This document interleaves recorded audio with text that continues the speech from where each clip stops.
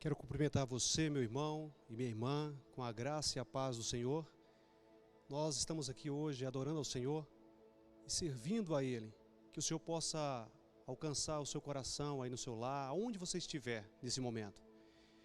Vou convidar você a meditarmos na palavra do Senhor. Então, abra sua Bíblia, você que tem possibilidade de abrir a sua Bíblia, abra no Salmo de número 33. Livro dos Salmos 33. Iremos ler a partir do primeiro verso. Diz assim a palavra do Senhor: Exultai ao justo no Senhor, aos retos fica bem louvá-lo. Celebrai o Senhor com harpa, louvai-o com cânticos no saltério de 10 cordas. Entoai-lhe novo cântico, tangei com arte e com júbilo, porque a palavra do Senhor é reta, e todo o seu parecer é fiel. Ele ama a justiça e o direito. A terra está cheia da bondade do Senhor. Os céus, por sua palavra se fizeram, e pelo sopro da sua boca, o exército deles.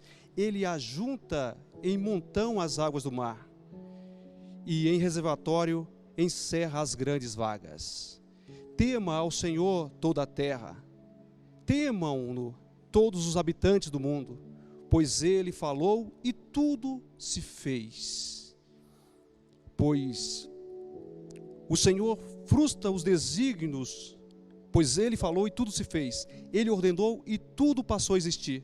O Senhor frustra os desígnios das ações e anula os intentos dos povos.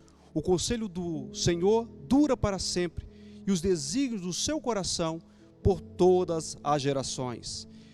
Feliz a nação cujo Deus é o Senhor, e o povo que ele escolheu para a sua herança.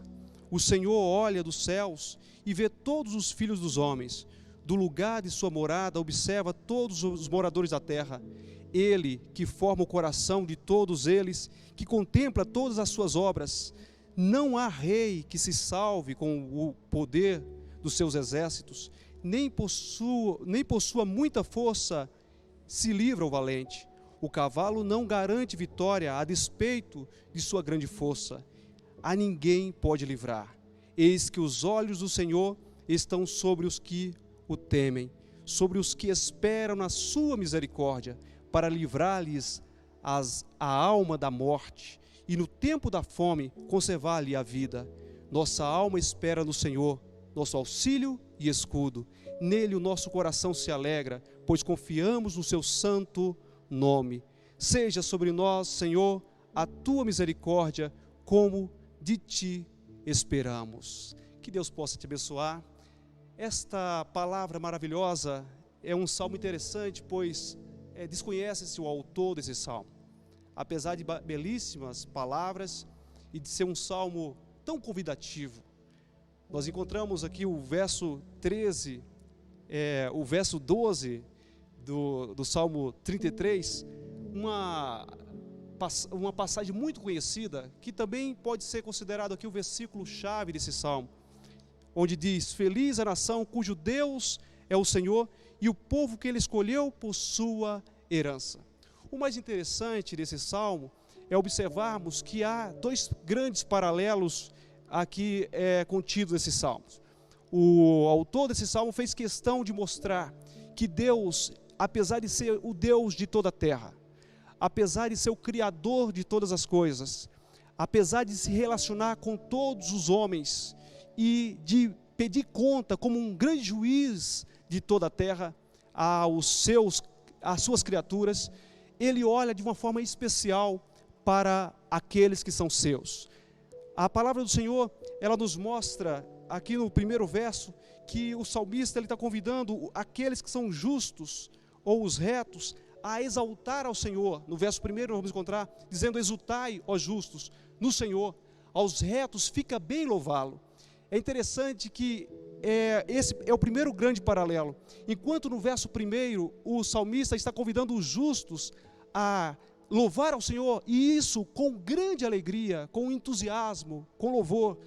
Depois ele vai discorrer aqui sobre as razões pelas quais nós devemos louvar ao Senhor. No verso 8, o convite, ou seja, a exortação agora no verso 8 é diferente. O verso 8 diz assim: tema ao Senhor toda a terra, temam-no todos os habitantes do mundo. Enquanto no verso 1 há um convite para os justos, para os retos, louvar ao Senhor com grande júbilo, aqui no verso 8 é um convite para todos os habitantes da terra temerem ao Senhor. Deus tem relações sim diferentes com os habitantes da terra. Aqueles que temem o seu nome, aqueles que confiam nele, que têm fé, são olhados por Deus de forma diferente, enquanto aqueles que mesmo não acreditando em Deus, mesmo não confiando em si, nele e em sua palavra, também são prescrutados pelo Senhor, também são analisados, são cobrados pelo Senhor como um grande juiz. É muito interessante nós observarmos isso. O outro paralelo que eu gostaria de convidar você a estarmos analisando é o verso 13, onde o salmista diz: o Senhor olha dos céus e vê todos os filhos dos homens, do lugar de sua morada observa todos os moradores da terra. Essa é a relação que Deus tem com todos os homens, uma relação de observar os homens. Os homens acham que, algumas pessoas que não creem, acham que eles têm liberdade, eles têm o direito, ou têm a oportunidade de fazerem o que quiserem. Não, na verdade todos os homens pertencem ao único Deus. Deus é o Criador de todas as coisas, Deus é o Criador de todos nós, e todos nós precisamos entender que somos criaturas, e como criaturas devemos prestar honra ao Criador, e devemos também prestar obediência ao Criador. Mas é interessante que dentro dessa linha, desse paralelo que eu teci aqui, do verso 1, o verso 8, agora o paralelo vai estar entre o verso 13 que eu li, com o verso 18, aonde o salmista diz: eis que os olhos do Senhor estão sobre os que o temem, sobre os que esperam na sua misericórdia.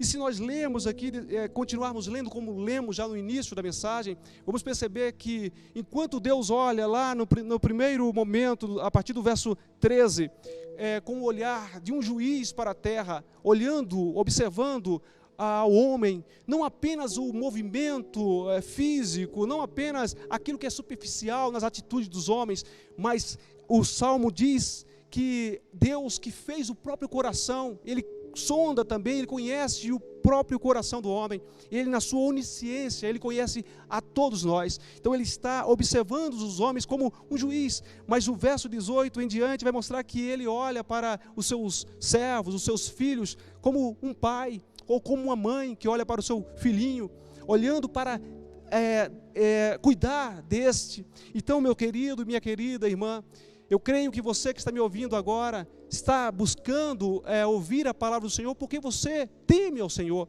porque você confia nele. E sendo assim, você não está contado entre as pessoas comuns da terra, aquelas pessoas que estão vivendo alheia à realidade da existência de Deus. Deus existe, independente de crerem ou não, independente de darem a Ele a honra ou não, Ele existe. E a palavra nos manda temer a Deus, honrá-lo, bendizê-lo, louvá-lo, e viver uma vida digna, uma vida que agrada ao Senhor. É impossível você dizer que teme ao Senhor, que confia em Deus, que crê no Senhor e sai para desobedecê-lo, vive uma vida de qualquer maneira. Aqueles que andam em consonância com a palavra de Deus, são esses realmente que creem no Senhor. O Senhor Jesus disse que nós não podemos dizer Senhor, Senhor, de forma vã, e depois não fazer a vontade do Pai eterno. Se nós temos o nosso Deus como Senhor, então devemos obedecê-lo, mas não apenas obedecê-lo, devemos confiar no Senhor. Confiar no Senhor significa não temer as adversidades da vida, saber que no mundo sim vamos ter aflições, estamos vivendo um tempo difícil na face da terra, e muitas pessoas que às vezes leem a Bíblia ou vão a uma determinada igreja, estão entrando em grande desespero, denunciando que há alguma coisa errada com a sua fé. Querido, minha querida, meu querido irmão, nós devemos crer no Deus que o salmista descreve aqui, um Deus que merece toda exultação, todo louvor, né, toda manifestação de alegria, porque Ele é justo, o verso 2 e o verso 3 mostram exatamente isso, o caráter do nosso Deus, que Ele é justo, Ele é santo. Depois nós devemos adorá-lo porque Ele é grandiosíssimo, as suas obras são gloriosas e perfeitas. Ele segue dentro desse raciocínio. No verso 7, verso 6, ele diz assim: os céus por sua palavra se fizeram, e pelo sopro da sua boca o exército deles. Ele ajunta em montão as águas do mar, e em reservatório encerra as grandes vagas. Tema ao Senhor toda a terra, temam-no todos os habitantes do mundo. Temamos ao Senhor, sim, mas tenhamos também uma experiência com o Senhor, uma relação com o Senhor, não apenas de temor, mas de amor, né, de devoção, sabendo que Ele é o Pai maravilhoso, que cuida de cada um de nós. Querido, minha querida, o salmista, ele encerra esse salmo com uma declaração que eu gostaria de ler para você.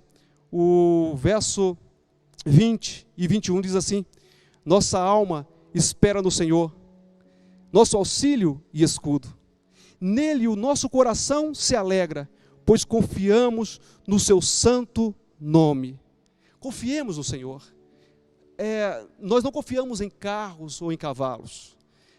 Os homens que vivem sem ter a sua esperança no Senhor são os homens que vivem confiando na força do seu próprio braço. Como diz o verso 16, não há rei que se salve com o poder dos seus exércitos, nem por sua muita força se livra o valente. Ou seja, não deve ser em um exército humano que nós devemos confiar, não deve ser no rei, ou em quem quer que seja, ou em um grande herói, não. O cavalo não garante vitória a despeito da sua grande força, e ninguém pode livrar. A nossa confiança é o Senhor. O fato de sabermos que Deus está olhando para nós é a nossa segurança. Então, independente do que você esteja vivendo agora, não se perturbe, não se apavore, não temas. Se você confia no Senhor, se você pertence a Ele, você pode, pelos olhos da fé, contemplá-lo, olhando para você, como diz no verso 18, mais uma vez: eis que os olhos do Senhor estão sobre os que o temem. Amém? Para terminar, a oração do salmista, do verso 22, diz assim: seja sobre nós, Senhor, a tua misericórdia, como em ti esperamos. Só podem fazer essa oração com eficácia aquele que realmente espera no Senhor. Para terminar, eu quero ler o verso 19 do capítulo 2 da segunda carta de Paulo a Timóteo, aonde nós vamos entender que o que esse salmo está mostrando é exatamente o que Paulo diz lá no capítulo 2 de Timóteo, do segundo a Timóteo. Que Deus conhece os que são seus. Se você pertence ao Senhor, pode ter certeza que Deus conhece você. Mais do que pelo nome. Deus conhece você no íntimo, nas suas necessidades muito mais profundas. Diz assim a palavra do Senhor em 2 Timóteo, capítulo 2, versículo 19. Entretanto, o firme fundamento de Deus permanece.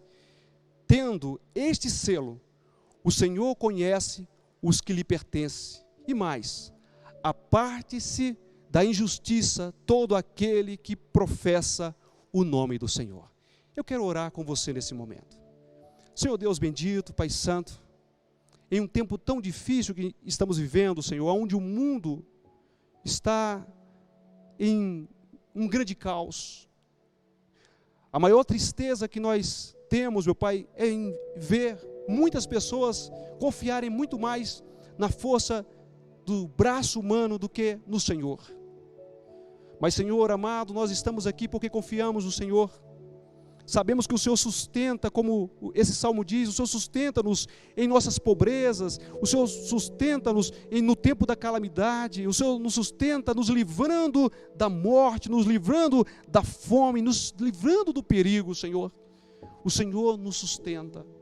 Que o Teu Filho que está me ouvindo nesse momento possa ser consolado e fortalecido no Senhor. Que a Tua filha possa fechar os seus olhos para as ameaças lá de fora, para circunstâncias, meu Pai Santo, adversas, e possa confiar no Senhor, entendendo que o Senhor é o Deus que criou todas as coisas, e por isso, Senhor amado, o Senhor tem o controle também de toda a sua criação. Te louvamos e te agradecemos em nome de Jesus. Deus abençoe você.